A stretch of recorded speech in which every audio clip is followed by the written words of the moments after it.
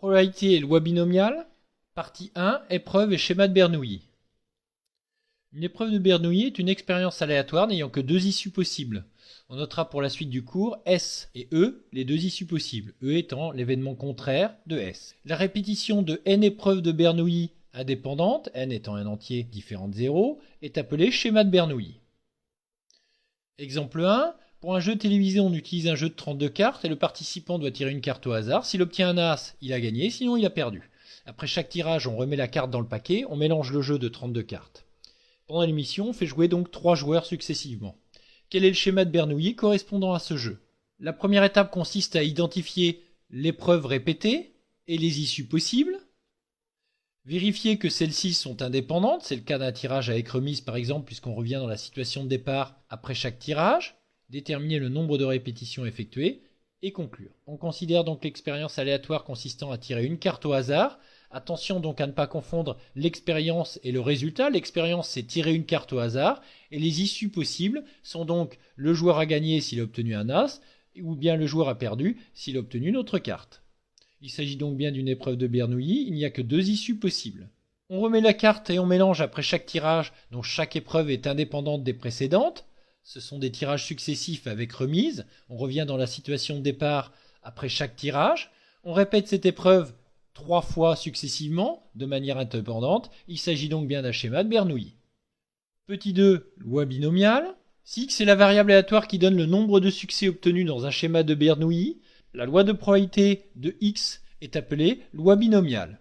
On peut la noter donc BNP, n étant le nombre de répétitions et p la probabilité d'obtenir l'événement S. Pour rappel, la loi de probabilité d'une variable aléatoire peut être représentée sous forme d'un tableau avec les valeurs possibles pour x et les probabilités correspondantes. Ici, les valeurs possibles de la variable aléatoire sont donc les valeurs 0, si on obtient 0 succès parmi les n épreuves, 1, un succès parmi les n épreuves, 2, 3, 4, jusque n, si on obtient n fois l'événement S en répétant cette épreuve n fois. Par exemple, pour n égale 10, x peut prendre les valeurs 0, aucun succès parmi les 10 épreuves, 1, un succès parmi les 10, 2, 3, etc. jusqu'à 10, 10 succès obtenus parmi les 10 épreuves. On pourrait présenter les résultats sous forme d'un tableau comme on l'a fait habituellement avec les variables aléatoires, à savoir les valeurs possibles pour la variable aléatoire x et les probabilités correspondantes.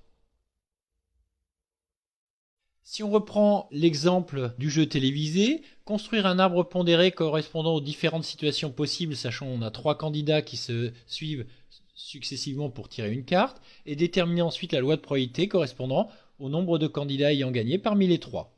Les issues possibles donc ont pour probabilité P de S 4 sur 32 et 28 sur 32, 4 as parmi les 32 cartes.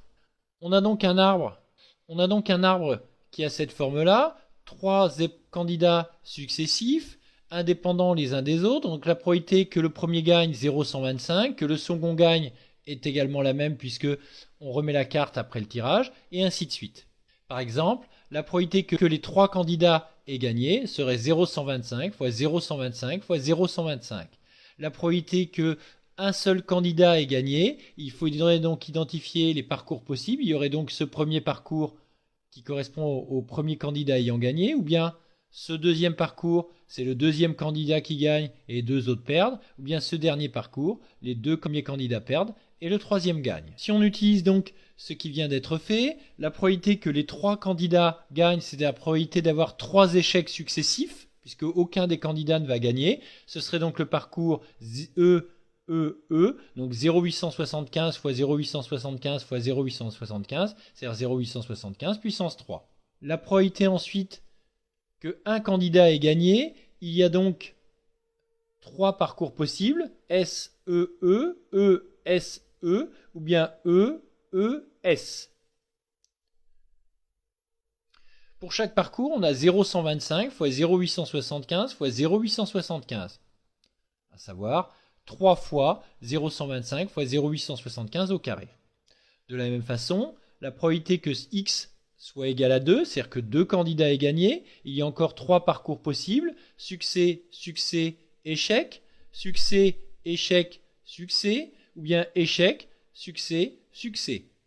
3 listes possibles donc, qui ont toute la probabilité 0,125 fois 0,125 fois 0,875, c'est-à-dire que dans chaque parcours, on va trouver 2 fois le coefficient 0,125 et une fois le coefficient 0,875. Et puis ensuite, dernière probabilité que d'avoir 3 succès, donc 0,125 fois 0,125 fois 0,125, qui est donné ici. On peut résumer ça donc dans un tableau avec les valeurs de la variable aléatoire et les probabilités correspondantes. En arrondissant donc au millième, on obtient le tableau suivant. Attention, la somme des probabilités doit être égale à 1. C'est un moyen de vérifier qu'on a des probabilités correctes et qu'il n'y a aucun oubli. Juste une remarque, on pouvait obtenir aussi la loi de probabilité de x sans faire d'arbre finalement, puisque on pouvait énumérer les listes de résultats possibles. Par exemple, pour avoir un seul succès, il suffit donc de placer le succès soit en première position, soit en deuxième position, soit en troisième position. Chaque liste a la même probabilité, c'est-à-dire 0,875 au carré fois 0,125. Et donc pour la probabilité d'obtenir un succès, on a 3 fois la probabilité 0,125 fois 0,875 au carré. Puisqu'il y a 3 listes possibles donnant cette probabilité-là.